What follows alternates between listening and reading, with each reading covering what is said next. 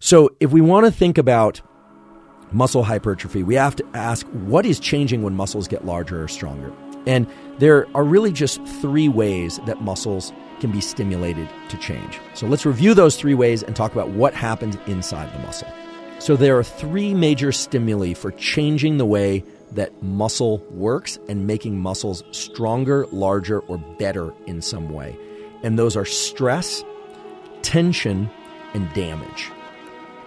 Those three things don't necessarily all have to be present, but stress of some kind has to exist. Something has to be different in the way that the nerve communicates with the muscle and the way that the muscle contracts or performs that makes the muscle need to change.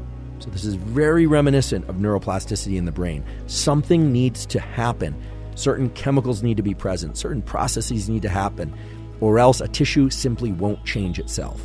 But if those processes and events do happen, then the tissue has essentially no option except but to change.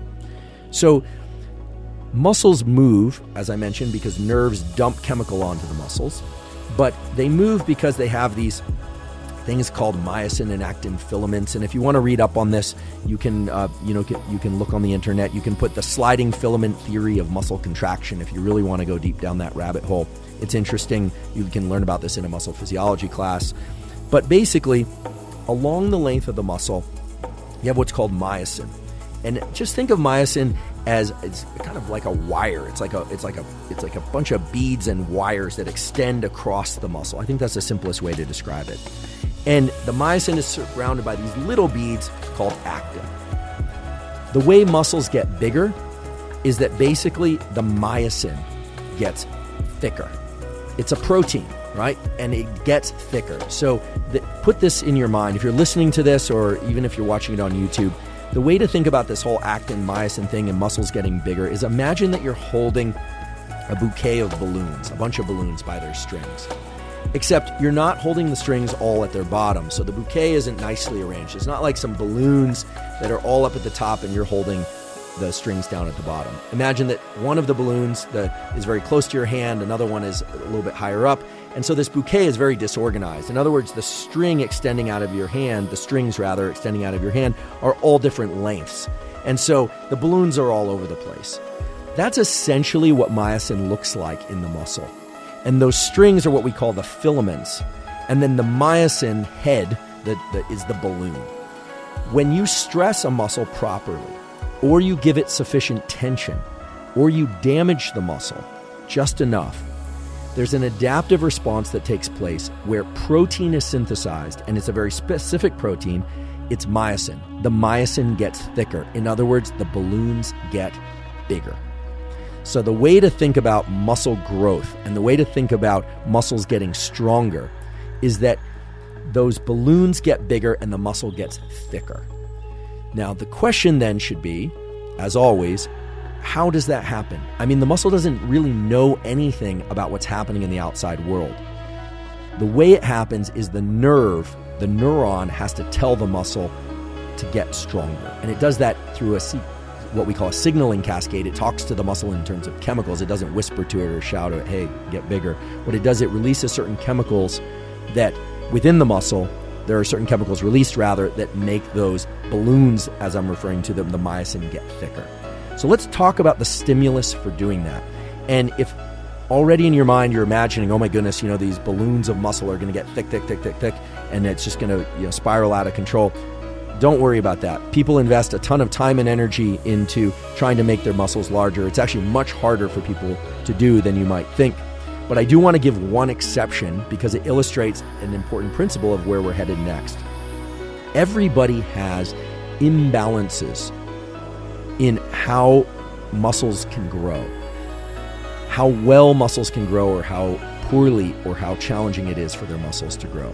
Now, many people who are afraid of getting too bulky, for instance, are afraid of lifting weights. But I think the research shows now that everyone of pretty much every age should be doing some sort of resistance exercise, even if that's body weight exercises, in order to offset this age-related decline in muscle contractile ability, muscle strength, etc., improve bone density. There's nothing good about getting frail and weak over time. And people who invest the effort into doing resistance exercise of some kind, whether or not it's with bands or with weights or with body weight, really benefit tremendously at a whole body level, at a systemic level, as well as in terms of muscle strength. There is a good predictor of how well or how efficient you will be in building the strength and, or if you like, the size of a given muscle. And it has everything to do with those upper motor neurons that are involved in deliberate control of muscle. You can actually do this test right now.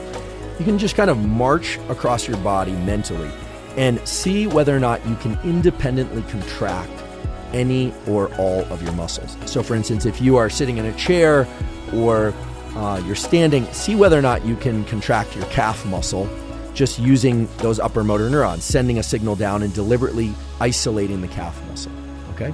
If you can contract the calf muscle hard to the point where that muscle almost feels like it's starting to cramp, like it hurts just a little bit, it's not going to be extremely painful, nor is it going to have no sensation whatsoever, chances are you have very good upper motor neuron to calf control.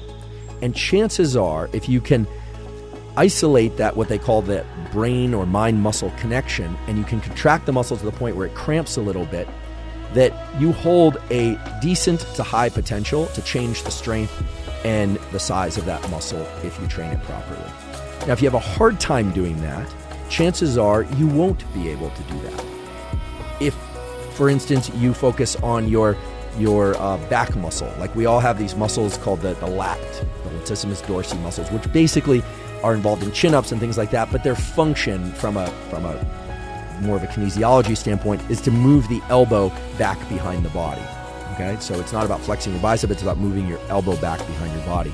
If you can do that mentally, or you can do that physical movement of moving your elbow back behind your body and you can contract that muscle hard, chances are that you have the capacity to enhance the strength and or size of that particular muscle because you have the neural control of that muscle.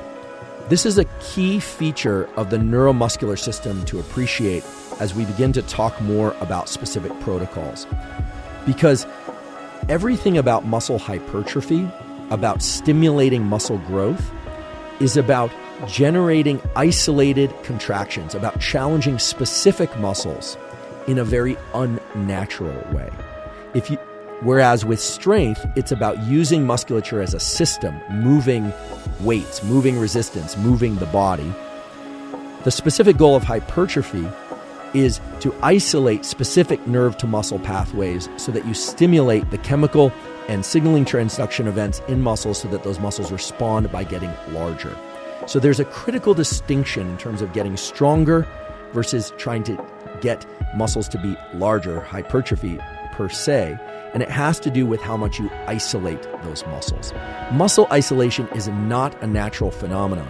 It's not something that we normally do. When we walk, we don't think, okay, right calf contract, left calf contract. No, you just generate those rhythmic movements. And of course, there's no reason for them to get stronger or larger in response to those movements.